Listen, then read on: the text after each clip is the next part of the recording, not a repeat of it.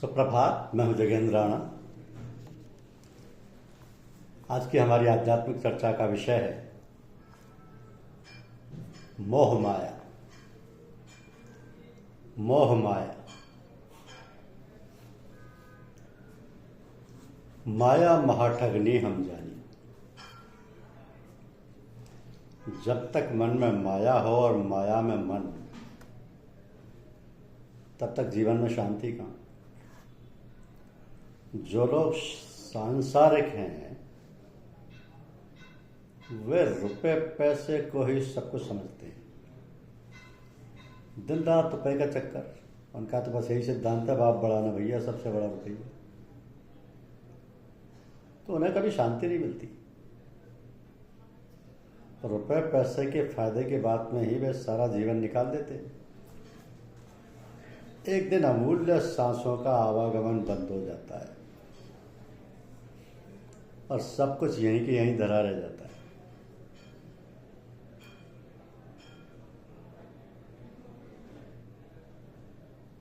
तो जिस पर अपना अधिकार नहीं, जिससे केवल अशांति ही प्राप्त होती है, उससे इतने अधिक लगाव क्यों रखा जाए।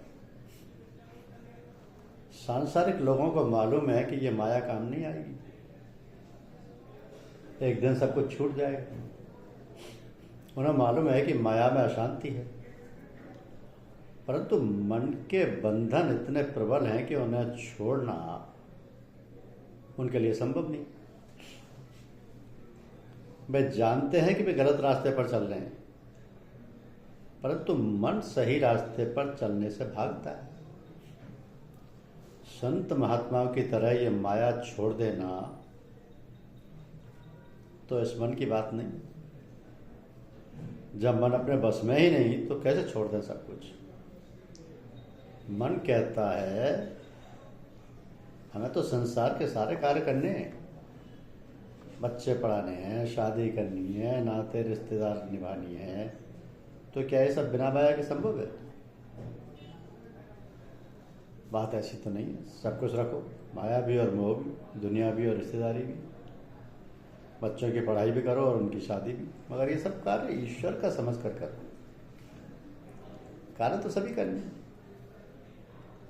किसी भी सांसारिक कार्य में ढील ढाल बर्दाश्त नहीं की जा सकती, परंतु कार्यों को ईश्वर को समर्पित कर देने से अपने ऊपर बोझ नहीं रहता। समर्पण द्वारा माया से और साथ ही साथ अशांति से छुटकारा मिल जाता है। एक बात और समझ लेने की, वो ये कि जितना धन हमारे हिस्से में है वो तो प्राप्त होना ही है।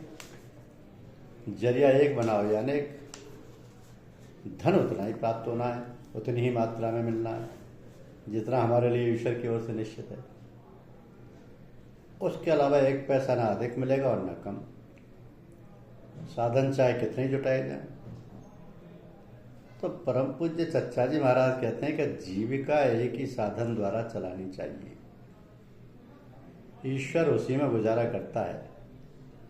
एक साधन को छोड़ अन्य साधन पैसा कमाने के लिए मत लगाओ। उस समय को ईश्वर की याद में लगाओ। उस परम पिता परमात्मा का शुक्रिया अदा करो जिसने हमें जीविका दी और हम बच्चे दुनिया व दीन की सेवा करने का मौका मिला। हमें बच्चे दुनिया व दीन की सेवा करने का मौका मिला। तो आइए अब हम ईश्वर से प्रार्थना करें कि वो हमें शक्ति दे, विवेक दे, जिससे हम हमेशा उसकी याद रखें और उसकी याद में सब कार्य कर सकें। हमारी धन दौलत में सबका हक है और हमें उस हक को अदा करने का मौका मिले तो हमारा ईमान दुरुस्त रहे और सदगुरु के प्रति श्रद्धा व विश्वास में तरक्की हो। हम सब कुछ परमात्मा का ही समझते हुए अपने सभी कार्यों द्वारा उसकी सेवा कर सकें और उसका प्रेम प्राप्त कर सकें। तो पूजा दरअसल क्यों की जाए? पूजा करते हो, बहुत अच्छा करते हो, परंतु क्या तुम जानते हो कि पूजा क्यों करते हो? क्या तुमने कभी अपने मन के अंदर झांक कर देखा है कौन सी इच्छा तुम्हें पूजा करने को प्रेरित करती है? क्या तुमने कभी अपने हृदय की गहराइयों में उतर कर देखा है कि कौन सी भावना तुम्हें पूजा करने को विवश करती है?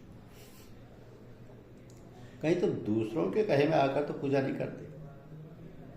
जिस तरह तुम पढ़ाई करते हो, जिस तरह तुम नौकरी करते हो, जिस तरह तुम शादी करते हो और बच्चे पैदा करते हो, कहीं उस तरह ही तो तुम पूजा नहीं करते।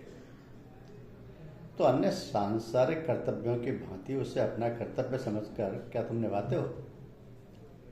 दिन में 2 बार आंख मूंद कर बैठने ही में क्या तुमने अपने कर्तव्य की इतिश्री समझ लेते हो? तुम अपने कर्तव्य की इतिश्री समझ लेते हो?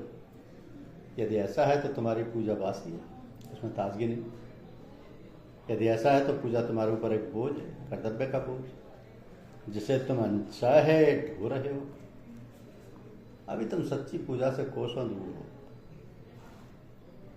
कहीं तुम्हारे पूजा करने के पीछे सांसारिक इच्छाएं और वासनाएं तो मौजूद नहीं? कहीं तुम पूजा इसलिए तो नहीं करते कि उसके कारण तुम्हें तुम्हारा आदर सम्मान होता है? कहीं तुम्हारी पूजा का लक्ष्य इजाजत, तकमील या खिलाफत आदि डिग्रियां हासिल करना तो नहीं?